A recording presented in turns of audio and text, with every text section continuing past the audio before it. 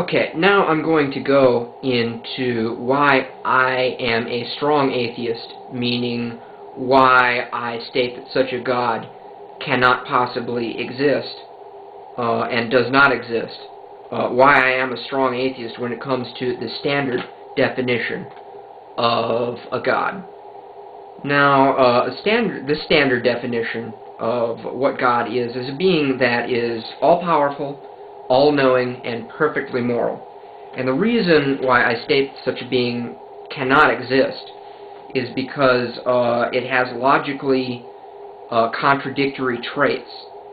For example, how could an all-powerful God sit back and allow all the pain and suffering and famine and natural disasters and innocent people dying constantly on what seems to be an everyday basis in the world, and all these babies dying? How could this being allow this, all of these things, horrible things, to happen if it could stop it at any moment? So obviously, it's either not all-powerful or it's not perfectly moral, it would seem. And also, the very concept of a being all-powerful, omnipotent, and omniscient, all-knowing, at the same time, is logically contradictory. I mean, think about it. Okay. So, you're all-knowing. That means that you know everything that's going to happen, including everything that's going to happen in your own future. Okay, so you could say you're destined on a certain path. But if you're all-powerful, then you can do anything you want, and you have free will. So just those two traits are logically contradictory. And yeah, I really feel such a being truly cannot exist. So I am a strong atheist when it comes to that variant of a God, of what a God is. Okay. Also, I find it very strange how people of faith attack strong atheists, people who say that there is no God. And they attack these people with things like, oh yeah, you strong atheists, it takes faith to believe that there is no God. And they say things like, you are religious, and that's a religious statement. Or things like, you are arrogant.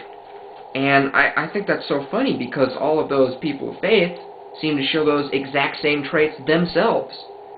It's so strange. It's such a bad case of psychological projection, it seems. I mean, personally, it seems a height of arrogance, for example, to state, oh yeah, I know God, and I know the truth about God. My religion is correct. When there's no real evidence to support it. Yeah, it seems quite arrogant to me. Okay, and also, people of faith hardly ever get their beliefs challenged. They hardly ever have to defend their beliefs. And people just tend to accept it, what they say, without questioning it. But when we atheists come out and state our opinions and state our religious non-belief, oh boy, yeah, I mean, we're called out constantly to defend our beliefs. And I find that's just so funny and outrageous. Folks, I mean, bottom line is it's reasonable to just believe in what you can sense and what can be proven. And it's reasonable to not believe in some kind of supernatural other realm that we can't quite sense. It's reasonable to not believe in that. And I wonder when people will finally, learn this, when this will be accepted by the general populace. If it will be. I hope it will be, but maybe I'm just too much of an optimist. I don't know. I also find it funny that all these people who say to us atheists, well, what if God exists? Yeah, what if God exists and you don't believe in God, and then God will send you to hell for not believing in Him? Well, to those people I have to say this. Well, you don't believe in, say, the 90-foot green goblin woman who will send you to hell for not having sex 3 times a day and not masturbating 5 times a day. And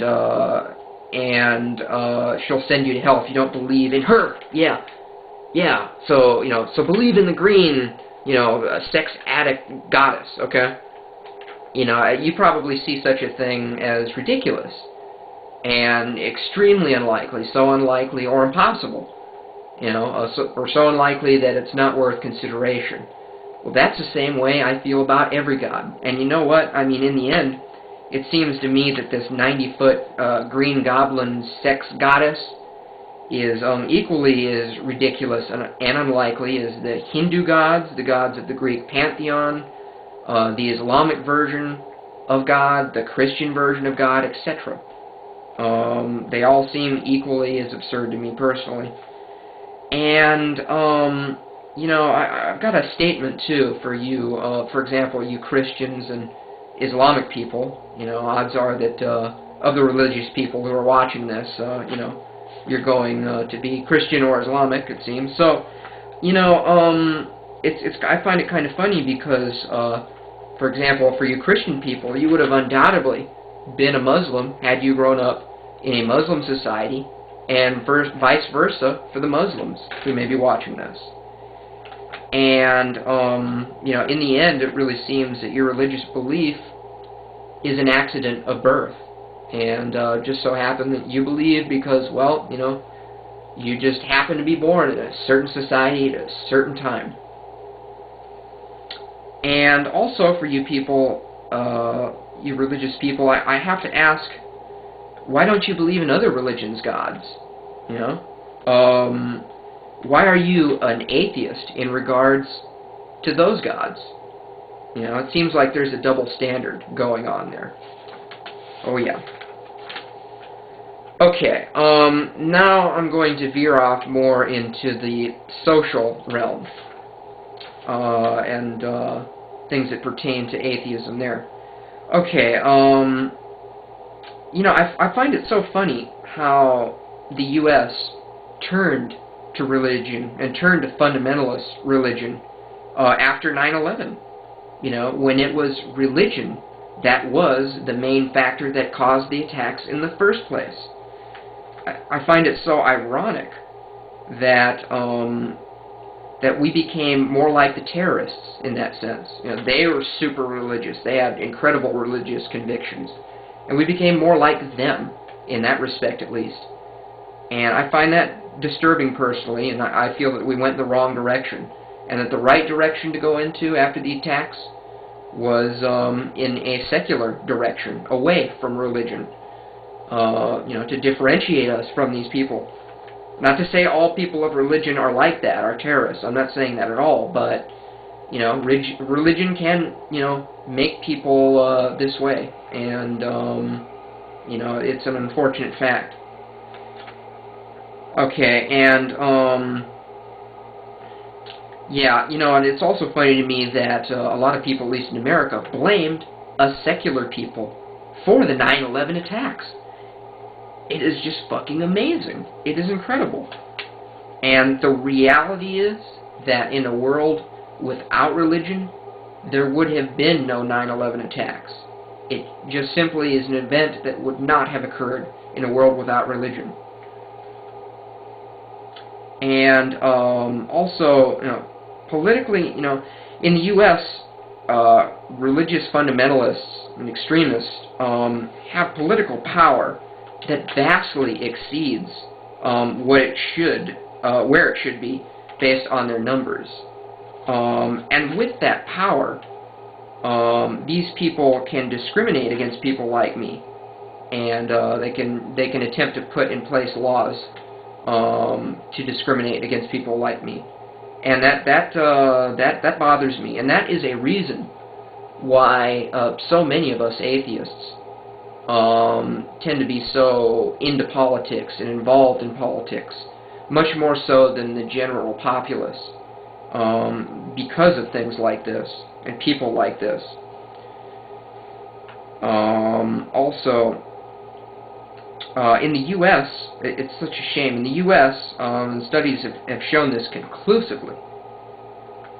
Here that an atheist president is an impossibility, and it will continue to be that for the foreseeable future.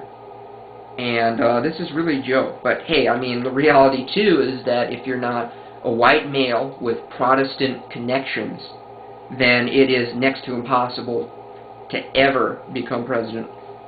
That's a reality too, and That's something we really need to improve on.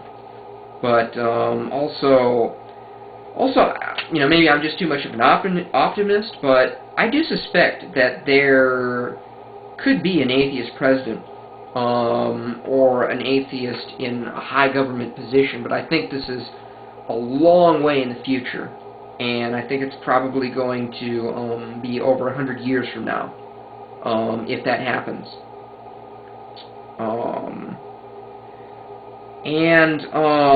Personally, I feel that the world would be a definitively better place without religion. Now, I'm not naive enough to think that things would be great all of a sudden, and the world would be a utopia without religion. I mean, in no way.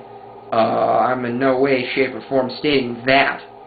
But I think it would really help the world out, especially in certain regions, if there was no religion. For example, especially in the Middle East. Wow, think of how profoundly things would be changed for the better in the Middle East if religion didn't exist. Wow. I will admit that religion has been responsible for some very good things. I will admit that. But it's also caused so much death and suffering and oppression throughout human history. And, also I find that much of religion is anti-science. Look at Kansas, where they try to get, teachers to teach creationism, something that is not scientific. For example, it's just one of many examples, and, how religious people try to get, very scientific theories banned throughout history.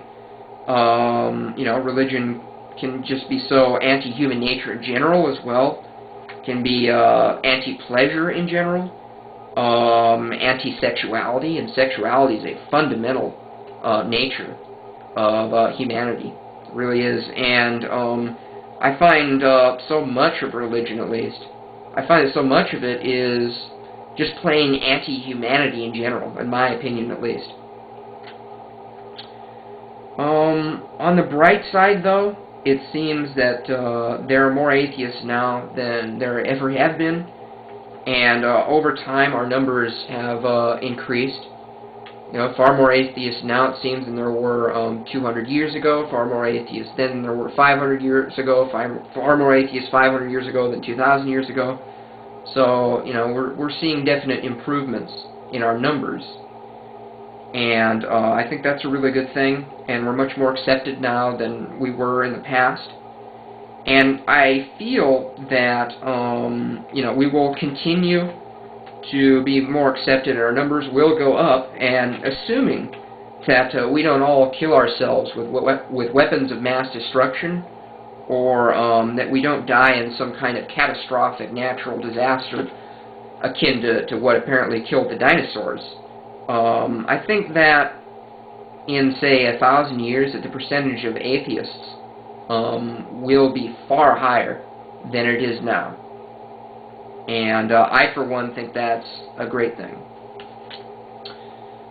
Well, folks, that's about all I have to say about these issues. I'm sorry I was so long-winded about this, and it took me 2 videos to say this stuff. But I had a lot to say, and I feel very strongly about these things. And I hope you guys were intellectually stimulated in some way by this. You may not agree with me, but I hope you were intellectually stimulated in some way. And I hope somebody maybe learned something from this. And also, for those people who may have only gotten, say, only have had a negative experience with atheists, I hope I was able to at least come off to you as a good atheist. At least a reasonable atheist. That's about all I have to say. And, well, it's been long enough, huh? Yeah. And it's been a lot of fun for me. And hope to see you later, folks. Bye-bye.